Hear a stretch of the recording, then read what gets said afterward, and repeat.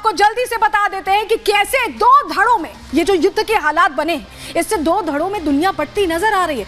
कौन किसके साथ है ये जानना भी बहुत जरूरी है। इजराइल के साथ कौन कौन है? अमेरिका इजराइल के साथ है। इसके अलावा हमास के साथ कौन है? ईरान ने ही तो कहीं ना कहीं एक पुश दिया है हमास को, जिसके बाद ये घटना सामने आई है। भारत भी इजराइल के साथ है। प्रधानमंत्री ने खास तौर पे ट्वीट कर ये कहा, जर्मनी इजराइल के साथ है, हमास के साथ कुवैत है। कुवैत देश है, जो तमाम मुस्लिम वर्ल्ड की कंट्रीज हैं वो कहीं ना कहीं कोशिश कर रही हैं हमास को एक तरह से समर्थन देने की, लेकिन फ्रांस इजराइल के साथ है, हमास के साथ कतर यहां पर नजर आ रहा है। ये हम आपको बता रहे हैं कि कौन कौन से देश कौन सा धड़ा चुन रहे हैं। इजराइल के साथ यूरोपियन यूनियन अपने आप में बहुत बड़ी ताकत है।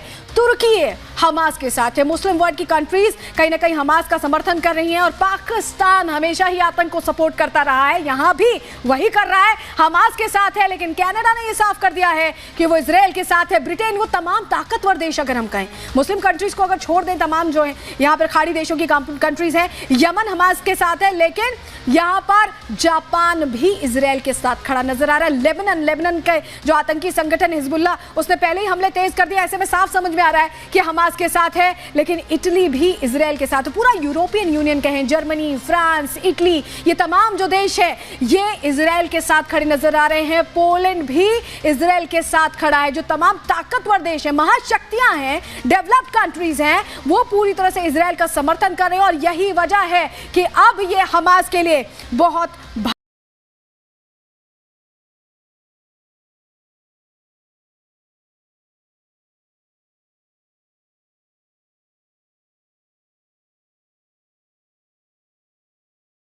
आपको उन देशों की दिखाना चाहेंगे जहां पर ऐसा उत्सव मनाया जा रहा है। क्यों ये उत्सव मनाया जा रहा है? क्या ये सही मौका है युद्ध के मुहाने पर जहां तीसरा फ्रंट खुल गया है?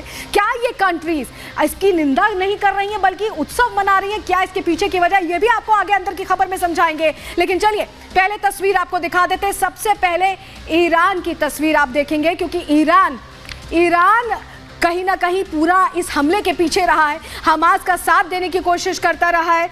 लेकिन पहले आपको सुनवा देते, वो तस्वीर हम आपको दिखाएंगे, लेकिन चलिए पहले आपको सुनवा देते हैं कि पाकिस्तान के लोग कैसा रिएक्शन दे रहे हैं। पाकिस्तान समर्थन कर रहा है, आधिकारिक बयान आ चुका, लोगों का भी रिएक्शन, आम लोगों का रिएक्शन सुन लीजिए। हमने इसराइल को तस्लीम ही नहीं किया।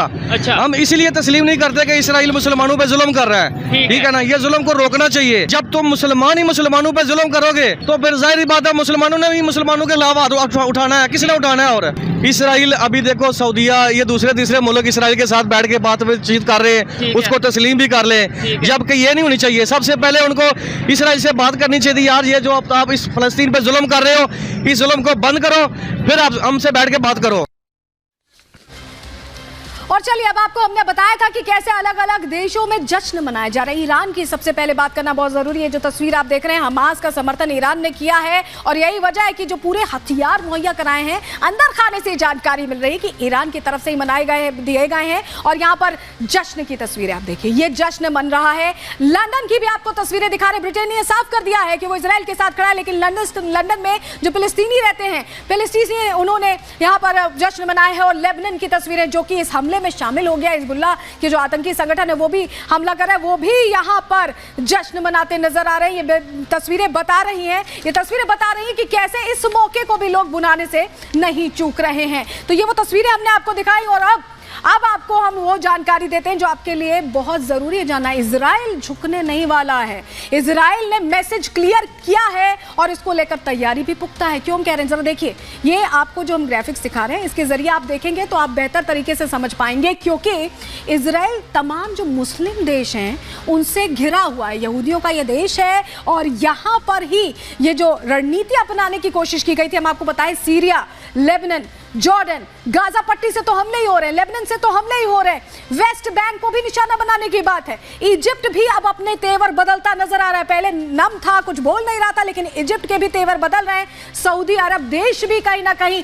हमास के साथ नजर आ रहे हैं, लेकिन इजराइल ने यह तय कर लिया है वो झुकेगा नहीं। और यही वजह है कि एक पूरी तरह से डिफेंस मैकेनिज्म एक्टिव हो गया है, और उस पर काम करते हुए जवाब लगातार इजराइल की तरफ से दिया जा रहा है। सबसे बड़ी बात यह है कि इजराइल की अगर बात बात करें तो 96 लाख की आबादी वाला देश है, लेकिन इन 96 लाख लोगों में हमने आपको बताया कि कैसे ये इक्विप्ड है, हर नागरिक को ट्रेनिंग दी गई है। ऐसे में हमास के लिए अब उल्टी गिनती शुरू हो गई है। क्यों हम ऐसा कह रहे हैं, रिपोर्ट के जरिए आपको दिखाते हैं।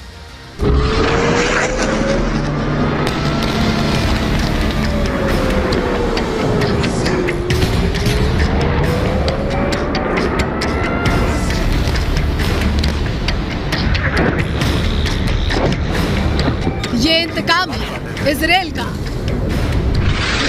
ये जवाब है हमास की हिमाकत का। गाजा पट्टी पर मची तबाही दुनिया को बता रही है इजराइल की ओर आंख उठाने वालों का अंजाम क्या होता है।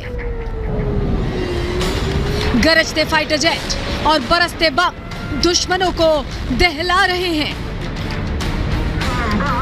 गाजा पट्टी में ऐसी तबाही मची है जिसके बारे में हमास ने सोचा भी नहीं होगा। क्षेत्रफल में भारत के केरल राज्य से छोटा और आबादी के मामले में दिल्ली से आधा इजराइल दुनिया का वो देश है जो चारों ओर से दुश्मनों से घिरा है। लेकिन इजराइल दुनिया की एक ऐसी ताकत है जिसे झुकाना या हराना हर किसी के बूते की बात नहीं है। दुनिया की बड़ी बड़ी ताकतें इजराइल की सेना से खौफ खाती हैं। आपको जानकर हैरानी होगी कि इजराइल दुनिया का वो इकलौता योद्धा देश है जो आजादी का जश्न भी ठीक से नहीं मना पाया और सेना को जंग के मैदान में उतारना पड़ा। तब उसके पास न ज्यादा संसाधन थे, न घातक हथियार, न ही लंबी चौड़ी फौज। 1948 में इजराइल ने खुद को आजाद देश घोषित किया। तब अरब देशों की सेनाओं ने उसके खिलाफ जंग छेड़ दी। 1 साल तक चली जंग में आखिरकार जीत इजराइल की हुई। इस जंग के बाद इजराइल ने तेजी से खुद को मजबूत करने का काम शुरू कर दिया और आज उसके पास दुनिया की लेटेस्ट टेक्नोलॉजी है। कई ऐसे घातक हथियार हैं जिनसे महाशक्तियां भी खौफ खाती हैं। सेना का एक ऐसा बेड़ा है जो ताकतवर से ताकतवर दुश्मनों को नाको चने चबवा दे।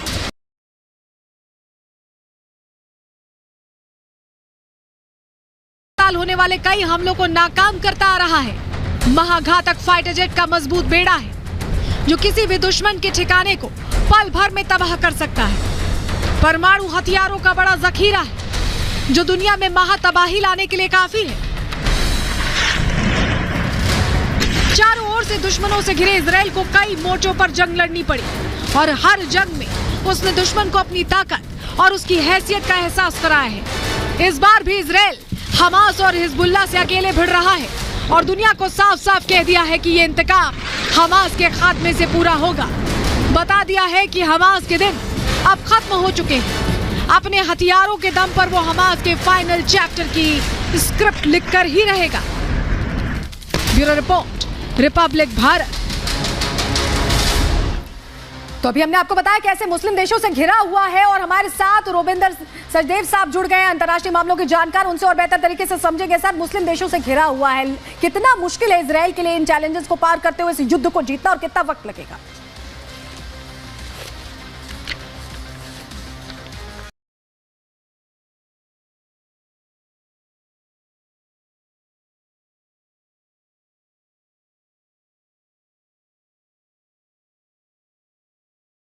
ये सब मोनार्कीज़ हैं, तो अगर वहाँ का राजा अपने रिलीजन के पैलेस्टीनियंस के साथ खड़ा नहीं होगा तो उसकी आवाम उसके खिलाफ भड़क सकती है। इसलिए सऊदी अरब हो गया, यूनाइटेड अरब एमिरेट्स हो गया, ओमान हो गया, कतर हो गए, ये सारे देश जो हैं एक लेवल पे तो ठीक है, कंडेम भी कर सकते हैं कि आतंकी अटैक या कोई भी हमला नहीं होना चाहिए, पर ये सब देश हमस को लेकर के नहीं परंतु पैलेस्टीन के मुद्दे को लेकर के आवाज़ उठाएंगे कि भाई पैलेस्टाइन एक 2 स्टेट सोल्यूशन जो होना चाहिए उसकी ये बात करेंगे। हमस को कोई डायरेक्ट सपोर्ट नहीं करेगा क्योंकि हमस को आतंकी कहा जाता है भी, पर बात ये हो जाती ना, मेरा आतंकी आपका फ्रीडम फाइटर, तो हमस को ये लोग डायरेक्टली सपोर्ट नहीं करेंगे परंतु ये लोग मुद्दा उठाएंगे पैलेस्टीनियंस के कॉज का। तो ये जो सारा घमासान हुआ है कल से अटैक, इसका एक डेफिनेट बाय प्रोडक्ट ये निकलेगा कि दुनिया में पैलेस्टाइन की इशू को लेकर के मुद्दा फिर से गर्म हो जाएगा, जो कि बहुत वर्षों से या दशकों से दुनिया इग्नोर कर रही थी, पर अब ये इशू फिर फ्रंट बर्नर में आ जाएगी कि पैलेस्टाइन का 2 स्टेट सोल्यूशन।